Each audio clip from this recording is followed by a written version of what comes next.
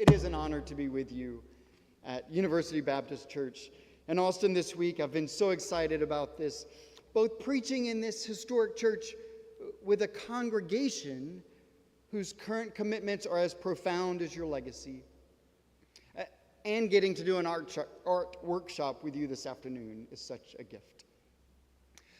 In coming to Austin, our music capital, and the hub of so much social action for our state, I've been thinking about what most brings me back to town, and it's concerts, specifically seeing the Indigo Girls perform.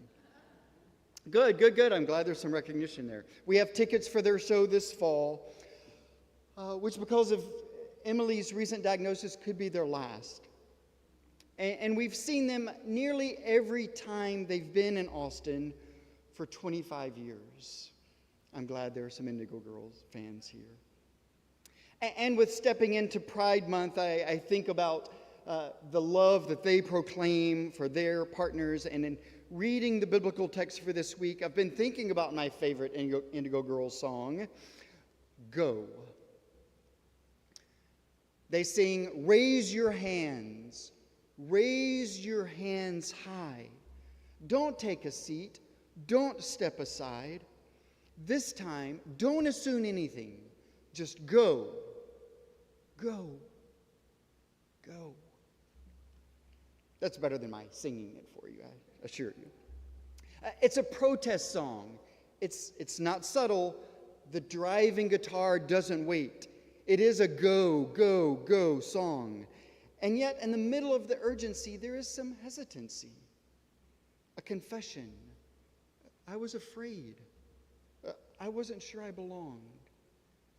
I thought I might come undone. There's this steady movement towards something already happening, toward people already moving, toward a life not yet fully known. And I think that's where both of our passages this morning take us as well. Not with certainty, not with clarity, but with that similar voice. Go. In Genesis 12, we get the sense that Abraham, then called Abram, was already settled when the voice called out to him. He had land and extended family. He and Sarai had no children, but they had a place and purpose in the world. And into that settled life, God speaks, not to affirm what is, but to disrupt it. Go from your country. Come to the land I will show you. There's something almost unsettling about how little explanation is given. When will you show me? I'm sure Abram was asking. But there is no map, no timeline, no guarantees beyond a promise that feels too large to hold. I will bless you, and in you all the families of the earth shall be blessed. He hears. And then with almost no commentary, the text simply says, so Abram went. No insight into what he felt, no explanation of why, no assurance of what he understood, just movement. Then centuries later, another man hears a similar voice. Matthew is sitting in his tax booth. He is also settled, but in a different way. His life is structured, predictable, compromised perhaps, but secure. He knows his role, and he knows how the system works. He knows what people think of him, and into that ordinary, perhaps morally complicated life of taking people's tax money, Jesus walks up and says, come with me. Follow me. Go and learn what these words mean. There's no precondition. There's no repentant speech required first, no moral cleanup, just an invitation. And again, the story moves with the same kind of quiet simplicity. And he got up and followed. Again, there's no inner monologue, no description of the clarity, no account of what changed inside of Matthew, just movement. There is something striking about how these stories are told. We're not given access to any sense of certainty because they probably didn't have it. We're not told that they felt worthy of this call because they likely didn't. We're not even told they understood. They probably did not. They simply went as if something in the voice was enough. Not because they understood it, but because, like the song earlier suggests, there are movements when you cannot stay on the sidelines, even if you don't know where stepping forward will lead. In these situations, we don't know enough to answer every question, or enough to remove every doubt. But perhaps we can muster enough faith to take the next step. And perhaps that is closer to the truth of faith than we often admit, that we do not begin by understanding everything. We don't begin by feeling ready, by finally feeling worthy. We begin because something in us is drawn or stirred or summoned by a voice we cannot fully explain. In Matthew, the story keeps unfolding. Jesus sits at a table. It's not the right table, at least they tell him. Tax collectors are there, sinners are there, the wrong kind of people. And the religious insiders are watching. They're asking the question that always comes up when these kinds of lines are crossed. Why is he eating with them? It is a question about boundaries, about who belongs and who doesn't, about what holiness requires. And Jesus answers in a way that doesn't just respond, it reorients everything. Those who are well don't need a physician, but the sick. I desire mercy, not sacrifice. I'm not here for those doing the right things, but those that you think are wrong. Jesus then keeps going. He allows himself to be interrupted by a woman who has been bleeding for 12 years. A woman who, by every social and religious code, is not welcome, should remain unseen, untouched, excluded. But she reaches out and she touches his cloak. And Jesus turns toward her, not just to heal her body, but to restore her belovedness, her belonging. Daughter, your faith has made you well.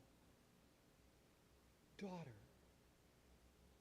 In one familiar word, a social boundary meant to separate dissolves into this beautiful connection. Then he keeps going further into a house filled with grief, into the room of a girl who has died. Another boundary, perhaps the deepest we know, and Jesus crosses it too. He takes her by the hand and life returns.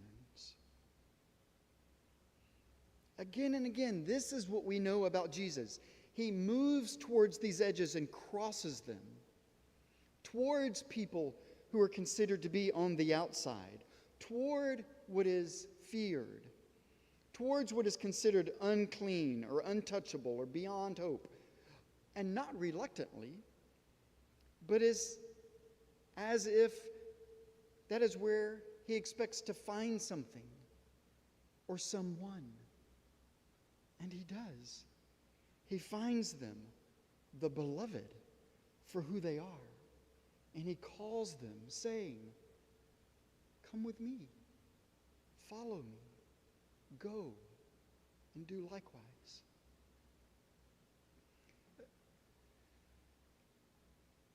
I just had the opportunity to spend 2 weeks on the beautiful island off the coast of Scotland, Iona.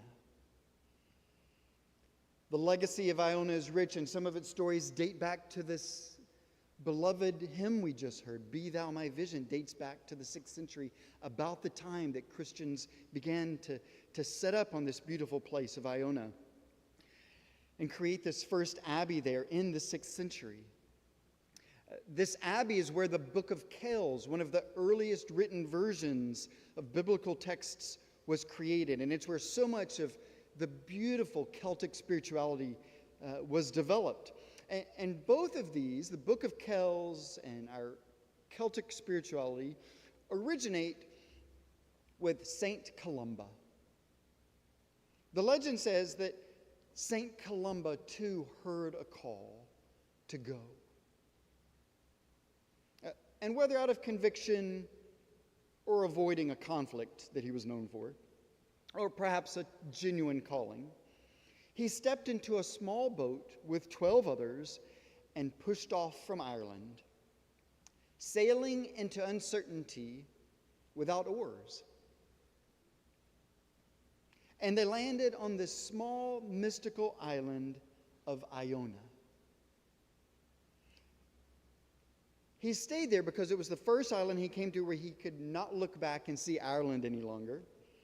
He left behind what he knew to be home, his place, his identity, his community, and crossed a boundary that for him must have felt as vast as Abram's or as foreign as Matthew's.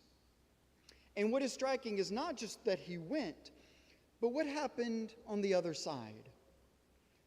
Iona became this phenomenal community, this place of prayer, of learning, of quiet transformation that rippled out far beyond that small island. But none of that was visible from the shore when he first approached it. All that existed at the beginning was a call to go out. Maybe that's where it always begins. A call that seems uncertain and a willingness to go. We each have moments when the life we've settled into, even if it's a good life, is gently, or sometimes not so gently, opened up, disrupted, broken into. A moment where we're invited to leave behind not just a place, but a version of ourselves that we have come to rely on. A moment when we're asked to step into something that we cannot yet fully see. A moment when we're asked to move without having everything resolved. In large part, I went to Iona because of my own crossing over into something I cannot yet see. Some of you may be familiar with a situation that took place with me last summer at Baylor. I had been serving as the dean of our School of Social Work for 10 years. I knew that we were doing some research that stretched beyond the boundaries of what most Texas Baptists might support. But I believe then and now deeply in the work we were doing, for the ways it offered care to our queer children, siblings, and parents who worship with us.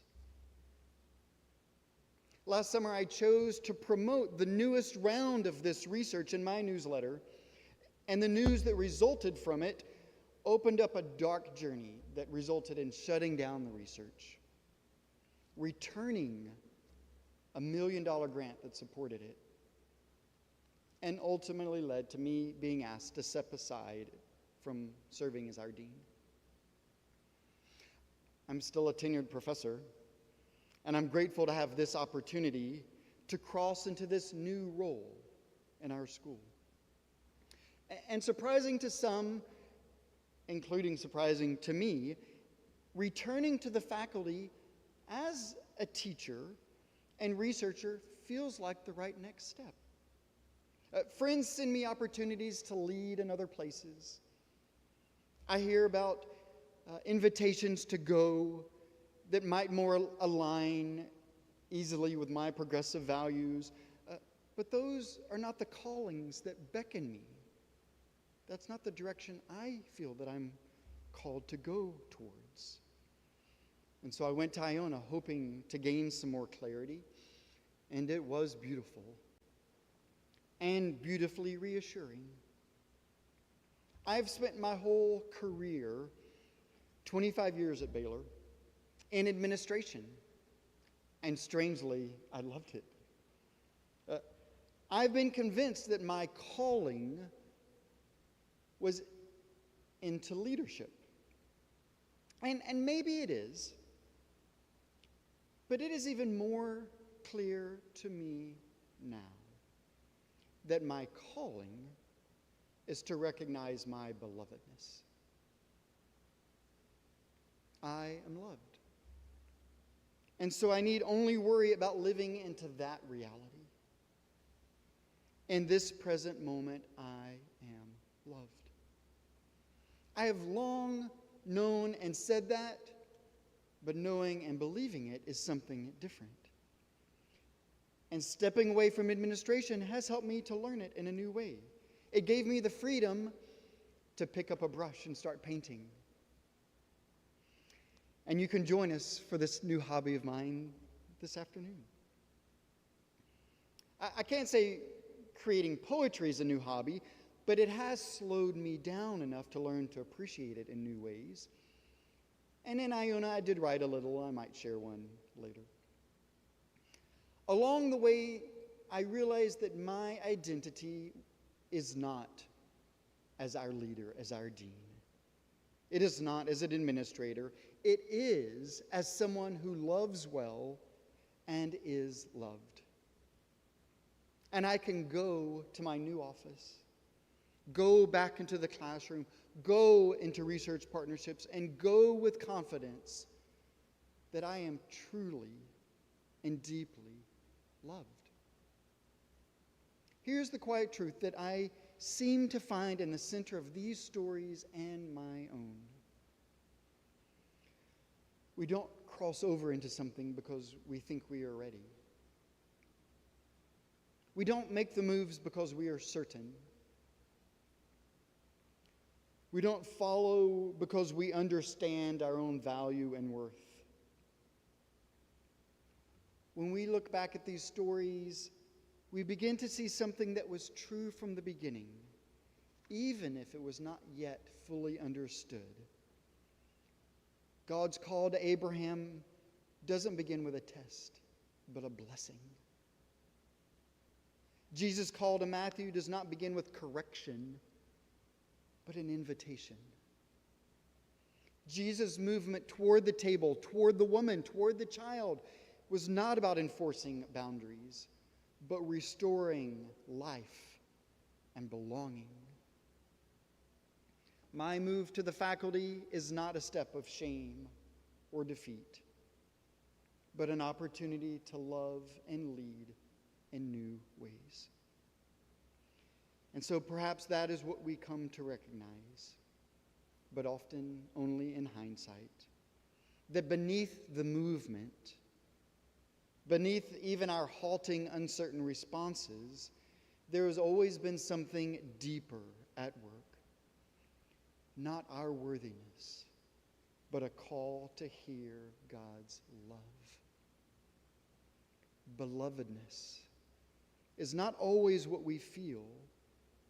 Sometimes we begin with confusion or curiosity or resistance.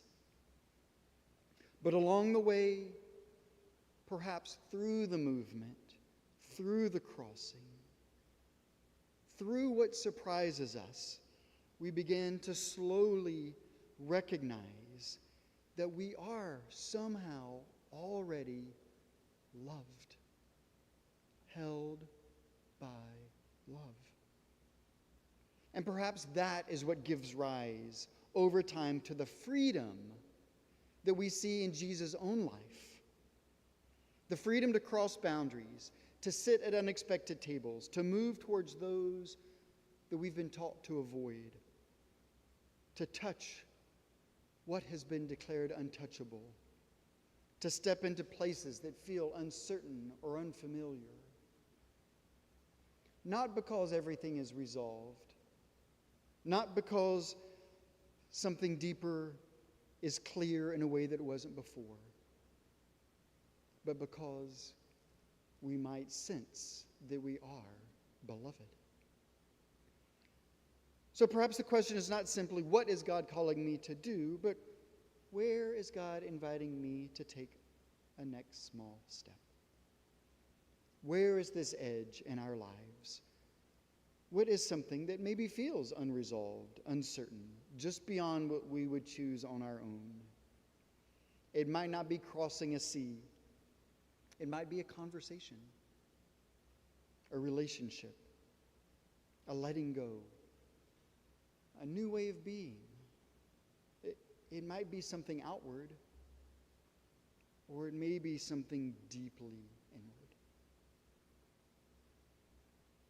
And sometimes it may not sound any more complicated than this. Just go.